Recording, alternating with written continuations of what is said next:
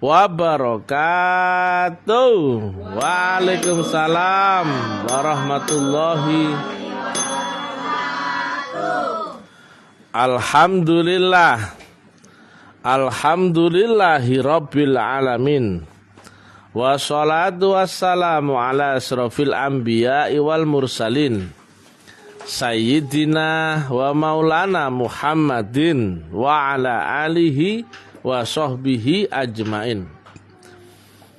Ketemu lagi dengan kuliah tamu luar biasa ya, bersama Mr. TM tentang uraian-uraian ilmiah metodologi, metafisika, tasawuf, eksakta ilmiah.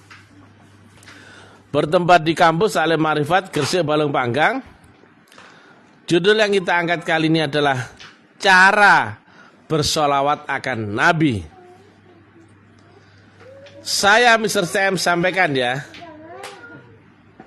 tidak sembarang solawat bisa sampai ya. Bahkan hampir semua solawat ini ya gak bakal nyambung. Padahal di mana-mana ada solawat ya. Ada solawat badar, ada solawat nariyah, ada solawat macam-macam. Kalau hanya sekedar bunyinya, gampang. Tapi kalau menyambungkannya, ini yang sulit. Sama seperti sholat, mudah gak sholat? Gampang. Yang sulit adalah bagaimana sholatmu nyambung. Betul? Sholat anak TK pun bisa, betul gak? Tapi mana ada yang menerangkan bagaimana cara sholat bisa nyambung dan sampai. Betul? Kalau sholawat Allahumma sholli ala Muhammad, gampang. Gampang bingit ya. Tapi di manakah yang menjelaskan cara agar sholawatmu sampai? Ini ada kaitan dengan ahli sunnah wal jamaah ya. Enggak sembarang orang bisa nyambung akan Nabi Muhammad. Sering saya sampaikan ya, patokan kenyataan adalah apabila berinteraksi dengan dirimu ya, di dimensimu dengan akalmu dan panca inderamu. Sebetulnya yang nyata adalah yang terlihat olehmu, cium, raba, dengar dan rasakan. Saya tanya, Bu Fasad pernah ke Australia? Nah, saya tanya, pernah melihat, cium, raba, dengar dan rasakan Australia secara langsung dengan panca indera? Saya tanya, Australia ada nggak bagi Bu Fasad? Tidak ada. Jelas? Bu Yatim pernah ke Amerika? Pernah berinteraksi dengan panca indera langsung? Saya tanya, Amerika itu ada nggak? Tidak ada. Walaupun kau lihat di televisi, di medsos, di apa, itu cuman gelombangnya saja saya padamu, betul gak? Betul. Karena kau gak pernah berinteraksi langsung dengan panca inderamu, maka gelombangnya menghipnosis dirimu bahwa seolah-olah Australia itu ada, Amerika itu ada, betul gak? Nah, saya tanya, kalau saya punya tetangga namanya Dul Kamit dan gak pernah terlihat cuma apa dengan rasakan bagi Bu Fasad, saya tanya, Dul Kamit ada nggak bagi Bu Fasad? Penting nggak bagi Bu Fasad? Bikin pengaruh nggak buat Bu Fasad? Nggak ada pengaruh sama sekali. Kenapa? Nggak ada hubungan dengan panca inderamu. Jelas ini? Nah, lebih horor lagi nih ya. Saya tanya, pernah ketemu Nabi Muhammad? Pernah mendengar suaranya atau cium raba dengan rasakan dengan dia, beliau? Saya tanya jujur-jujuran, ya, dengan seserumus tadi. Maka Nabi Muhammad ada nggak bagimu? Tidak ada. Demikian juga saya tanya, kita diceritain tentang Nabi Adam ya di buku di mana-mana, betul nggak? Tapi pernah nggak berinteraksi dengan panca inderamu dengan Nabi Adam? Maka Nabi Adam ada gak bagimu? Ternyata semua hanyalah hipnosis ya. Gelombangnya saja yang sampai padamu. Dan kau gak pernah membuktikan. Maka itu masih fiktif. Inilah hebatnya metodologi agama ya. Walaupun Nabi Muhammad namanya ada, semuanya ada, jejaknya ada, tapi kita nggak pernah berinteraksi langsung dengan panca indera, betul nggak? Maka wajahnya dirahasiakan Allah. Demikian juga nggak ada lukisan, nggak ada foto dan sebagainya.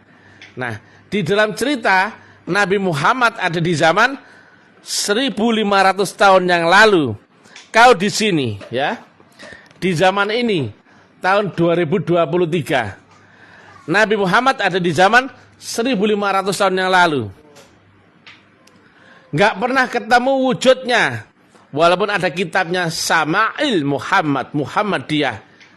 Itu kitab karangan orang. Yang ngarang pun belum tentu ketemu. Betul gak? Karena secara kata Nabi ya, saya tanya, ilmu yakin tertolak gak? Tertolak. Ainul yakin tertolak gak? Tertolak. Hakul yakin yang kau alami dengan empiris kau buktikan baru yang diterima. Saya tanya, kau membaca kitab tertolak gak? Tertolak. Kata orang tertolak gak? Tertolak. Bahkan ya seorang badui ya meyakini Nabi Muhammad ya, ya Rasulullah Muhammad, saksikanlah aku telah beriman. Apa kata Nabi? Belum, kau belum beriman, iman belum masuk dalam dirimu. Padahal dia sudah ketemu Nabi, sudah melihat Nabi, sudah meyakini Nabi. Ternyata lihat, yakin dan jarak dekat pun belum dianggap beriman. Belum, betul ya? Saya ulangi lagi ya. Seorang badui menghadap Nabi Muhammad ya. Ya Rasulullah Muhammad, saksikanlah aku beriman kepadamu. Melihat ya, jarak dekat ya, dalam keadaan percaya ya, betul gak? Ternyata lihat, jarak dekat, yakin dan percaya pun ternyata belum beriman. Dia sudah ketemu Nabi, sudah ketemu itu loh, belum beriman, betul gak? Itu ketemu, matanya bisa lihat gak? Ngomong gak sama Nabi? Jarak dekat gak? Itu aja belum hakul yakin. Jelas? Maka carilah Nabi Muhammad di zamanmu sendiri. Nah, ini baru akan ketemu dengan bagaimana cara agar sholawatmu nyambung. Gak cuma bacaannya loh. Kalau bacaannya anak kecil pun bisa, burung beo pun bisa. Betul gak? Allahumma sholli ala Muhammad, Allahumma sholli ala Muhammad, sholli ala Nabi. Ya, bisa ya? Bisa dilatih 3 bulan. Nah, ini dia ya. Dirimu di zaman ini ya, nggak pernah tahu fotonya, videonya, wujud fisiknya, maka kau pasti akan membayang-bayangkan. Dan itulah peluang iblis masuk lewat mimpi. Ada orang ngaku ketemu Nabi Muhammad. Saya tanya, ngaku ketemu ya, tapi dia nggak pernah kenal. Kemudian orang itu ngaku, aku Nabi Muhammad. Saya tanya, logika saja, fake apa asli? Palsu. Jelas ya? Nah, walaupun kau dalam mimpi ditemui Nabi Muhammad, tapi kamu nggak kenal, nggak ada sambungan apa-apa. Dia kemudian mengaku, sama seperti ya, ada orang ya, kamu nggak kenal sama sekali dengan dia, nggak tahu apa, nggak ada hubungan apa-apa. Kemudian dia mengaku, akulah orang tuamu. Kira-kira bagaimana kira-kira? Horor ya? Horor. Inilah banyak jebakan iblis ya. Banyak orang mengagung-agungkan Nabi Muhammad yang palsu dengan cara palsu. Berarti sholawat kan hubungan kepada manusia ya, itu ada 2 dimensi ya. Lewat jasmaniahnya atau rohaniahnya, betul enggak? Sekarang kalau lewat jasmaniah, pernah kau ketemu Nabi? Pernah kau kenal fisiknya? Pernah kau kenal ya secara jasmaniahnya gitu, dekat ngobrol-ngobrol sama Nabi? Sama sekali nggak ada hubungan. Jaraknya terpisah 1500 tahun yang lalu.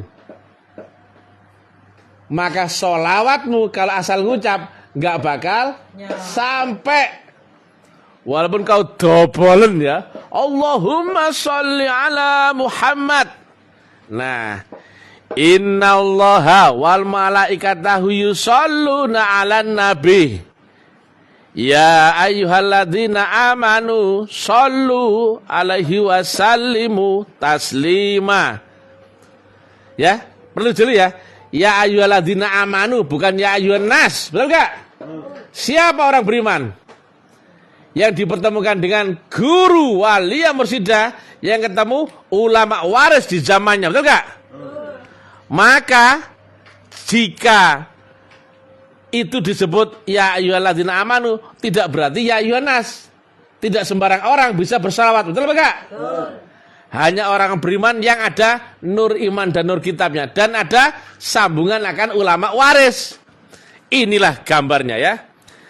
Dirimu dengan Nabi Muhammad terpisah 1500 tahun yang lalu. Ada banyak dzurriyyah ya.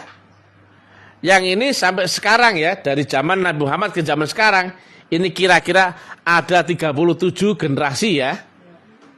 Secara jasmania, wes gak bakal nyambung, betul gak? Tapi jika kau ketemu ini jasmania loh. Secara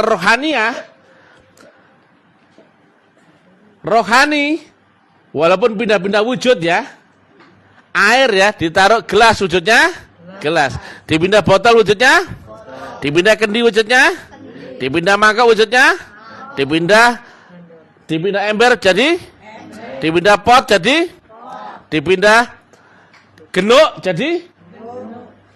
Saya tanya, wujudnya beda-beda enggak? Tapi isinya sama. Itulah jika kau temukan siapakah al-ulama warasatul anbiya, kau salurkan sholawatmu lewat dia, maka kau ketemu dengan isinya ini, sama enggak dengan isi yang di sini? Sama. Kau ketemu isi yang waris di sini, sama enggak dengan isi yang di baliknya Nabi Muhammad? Tepuk tangan, bro. Jelas? Maka mustahil orang bisa sampai sholawatnya jika tidak ketemu dengan guru walia mursyida, jika dia tidak dibayar, jika dia tidak beriman. Betul? Itulah wasilah. Sekarang jelas ya? Enggak sembarang orang nyocot sholawat. Kalau nyocot ya bio pun bisa, betul enggak? Kaset pun bisa. Sebarkannya ke ulama-ulama yang goblok-goblok itu ya, biar mereka sadar diri bahwa agama bukan cuma cerita teori ya, tapi ini ilmiah, logik tinggi ya. Nah itulah gunanya al ulama waris. Saya punya tanah 1 hektar ya, aku wariskan kepada si fulan, maka ada ijazah, ada tanda tangannya, maka dia punya nggak tanah 1 hektar yang tadi aku miliki? Fulan diwariskan kepada Fulin 1 hektar, maka punya nggak tanah 1 hektar tadi? Kepada Fulun, Failun, maka tanah 1 hektar yang di ujung sana sama nggak dengan tanah 1 hektar saya miliki? Sama. Maka jangan cari ulama yang asal-asalan, carilah ulama yang waris. Kalau waris isinya sama nggak?